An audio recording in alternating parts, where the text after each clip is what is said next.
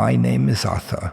I am 84 years old, and I need you to stop what you are doing and listen to me, because I am the richest poor man you will ever meet. I'm speaking to you right now from a chair that cost more than my first car. It's an ergonomic marvel, imported Italian leather with built-in heating elements and lumbar support designed by aerospace engineers. It sits in the living room of a 5-bedroom house in an exclusive gated community.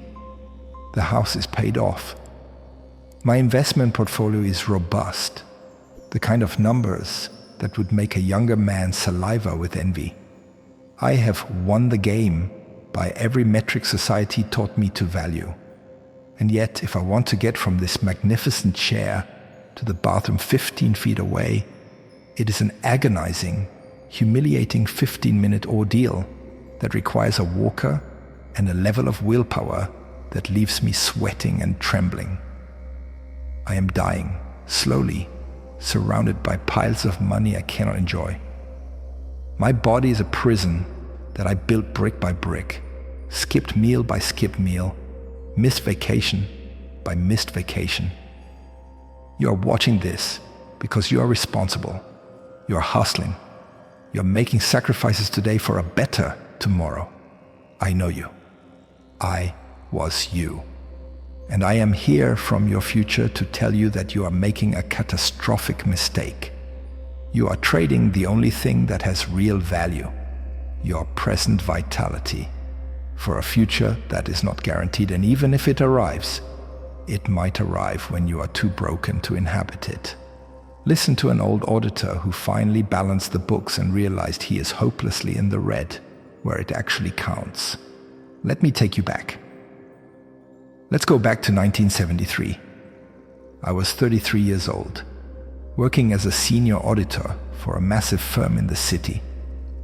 I wore gray suits that smelled faintly of commuter train smoke and burned coffee. I wore ambition like a suit of armor. I bought into the great lie: hook, line, and sinker. You know the lie. It's the Puritan work ethic injected with modern capitalism steroids. It says that suffering now guarantees bliss later. It says that joy is something you earn at the end of the road, not something you experience along the way. I was a miser, not just with money, but with life itself. I treated my existence as a ledger. Every hour spent not working was a debit. Every dollar spent on pleasure was a loss. I remember a specific Tuesday in July of '78. My wife Sarah, God, her patience was saintly. She came to me with a brochure for a trip to Hawaii. It wasn't extravagant. A week on Kauai. The boys were 10 and 8. It was the perfect age. They were practically vibrating with excitement at the idea of surfing, of volcanoes. I didn't even look at their faces. I looked at the price tag. Sarah, be reasonable, I said, using that calm, condescending auditor's voice that I thought sounded mature, but was actually just cold. Do you know what that money could do compounded over 30 years if we put it into the municipal bond fund instead? I saw the light go out behind her eyes. It was a subtle dimming, like a cloud passing over the sun. But I ignored it. I felt smug. I felt superior to the neighbors taking their loud, messy road trips. They were grasshoppers. I was the ant. I was responsible. I was building security. I denied myself everything in the name of that security. I didn't join the guys for drinks on Fridays because that $20 belonged to future Arthur. I didn't take up tennis because the club fees were an unnecessary overhead. I ate desk lunches, soggy tuna sandwiches for 25 years while my colleagues went out to nice bistros. I viewed my body not as a temple and not even as a vehicle, but as an annoying piece of machinery that needed bare minimum maintenance so it could keep generating income. I pulled all-nighters in my 40s, fueling myself on adrenaline and cheap vending machine crackers. ignoring the grinding sensation in my neck, the tightness in my chest. "I'll sleep when I retire," I joke. What a grotesque punchline that turned out to be. I was an absent father living in the same house. I was physically there, at the dinner table, but my mind was always crunching numbers, calculating future yields, worrying about market fluctuations. My boys grew up with a father who was a provider, yes, but not a participant. I missed the school plays to secure the year-end bonus. I missed the pivotal talks because I was too exhausted from the commute. I built a fortress of financial safety around my family, but inside the walls it was cold. I starved my marriage of spontaneity and romance because romance isn't tax deductible. I remember one anniversary Sarah wanted to go dancing. I told her my knees were too tired from sitting at the desk all day. The irony now is almost too much to bear. My knees were fine then. I was just spiritually lazy. I was hoarding energy for a someday that I imagined would be glorious and endless. I lived my entire prime life in a waiting room. I treated ages 30 to 65 as merely a preamble, a necessary slog to get to the promised land of retirement. I genuinely believed that when I hit that magic number, a switch would flip, the stress would vanish.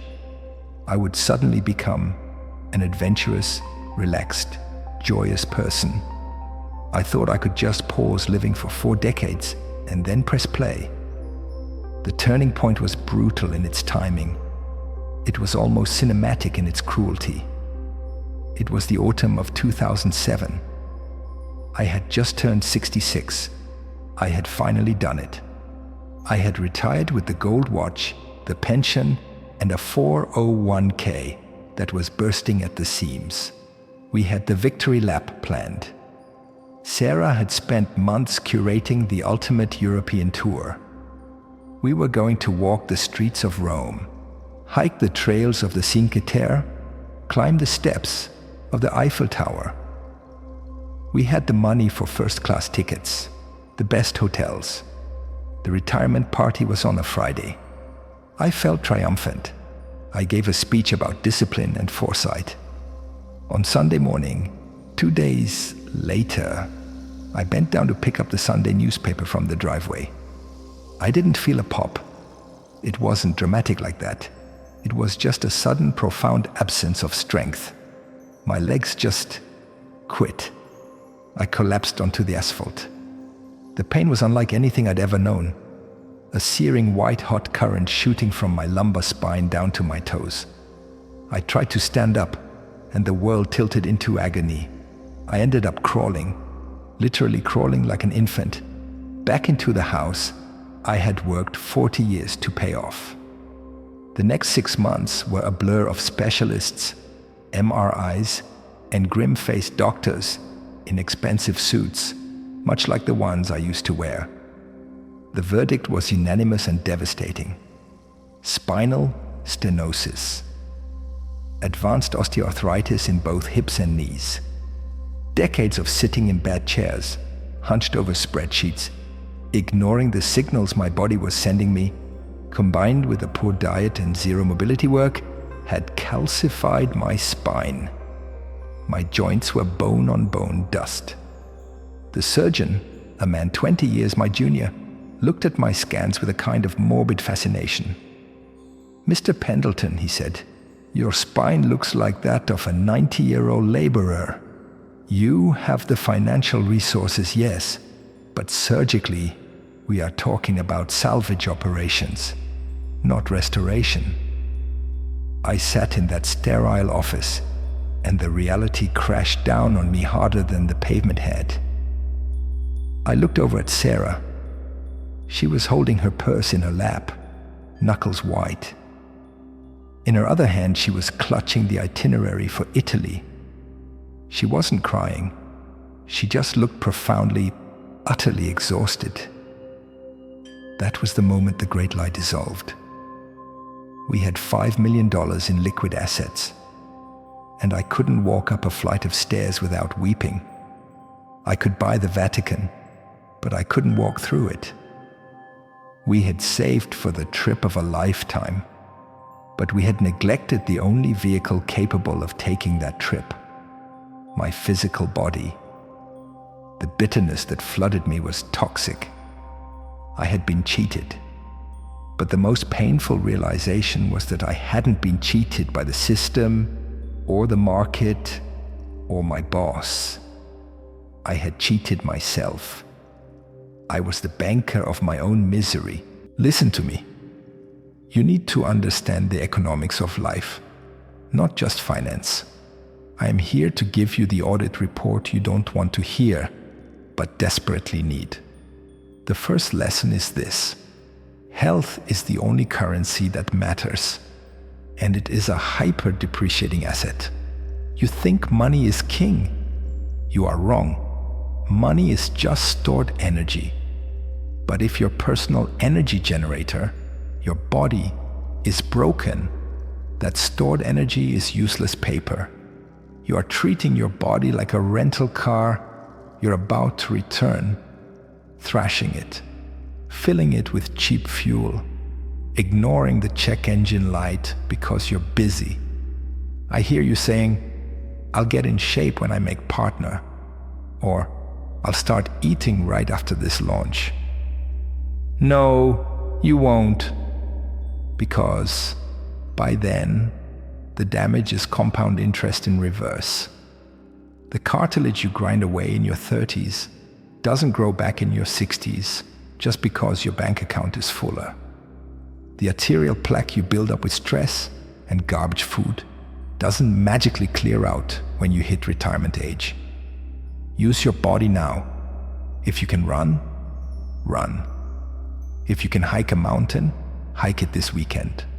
Do not save the physical experiences for when you are physically obsolete. The memory of climbing a mountain at 30 with strong legs and lungs full of air is infinitely more valuable than looking at a picture of that mountain from a wheelchair at 80.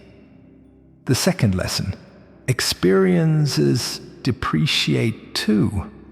That trip to Hawaii in '78, it would have cost maybe $3,000 in today's money. We didn't go. Today, I could charter a private jet to take my entire extended family there. It wouldn't make a dent in my savings. But guess what? My boys are grown men now, busy with their own stressed out lives. Sarah is gone. She passed away 4 years ago from a sudden stroke. I am alone in this big house. I cannot buy that memory back. I cannot purchase the sound of my young sons laughing in the surf in 1978. That opportunity is gone forever. The value of an experience is tied to the time in your life you have it. The joy of a backpack trip across Europe at 22 is fundamentally different from a luxury cruise at 70. Stop hoarding money for a future version of yourself who won't even want the same things. The third and hardest lesson: you must murder the idea of someday. Someday is the most dangerous word in the English language. It is a soothing lie we tell ourselves to avoid the discomfort of living now. You are waiting for the perfect time, waiting for the mortgage to be cleared, for the kids to leave the nest, for the economy to stabilize. You are waiting for a mirage. Perfect conditions never arrive. Life is messy, expensive, and inconvenient right now, and it always will be. I spent my life preparing for a future that, when it finally arrived, was unrecognizable. I sacrificed the actual reality of my 30s, 40s, and 50s on the altar of a theoretical 70s. Don't be the responsible martyr. It doesn't pay off. Nobody gives you a medal at the end for having the most unused vacation days. Nobody eulogizes your ability to resist buying a nice coffee. I sit here in this expensive chair, and the silence in this big house is deafening. It screams at me. It tells me that I was a fool. I was so terrified of being poor that I forgot to be human.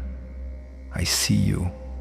I know you're watching this on your phone, maybe on your commute, maybe late at night when you should be sleeping. You feel the pressure on your chest. You feel the need to run faster just to stay in place. Stop. Just for a second. Breathe. Look at your hands. Wiggle your fingers. Stand up and feel the miraculous ability of your knees to bend without screaming pain. That is wealth. Real wealth. And it is slipping through your fingers every second you ignore it in favor of a digital number on a screen. I am not telling you to be irresponsible. I am not saying blow your savings on sports cars. I am telling you to stop auditing the joy out of your existence. Buy the good coffee.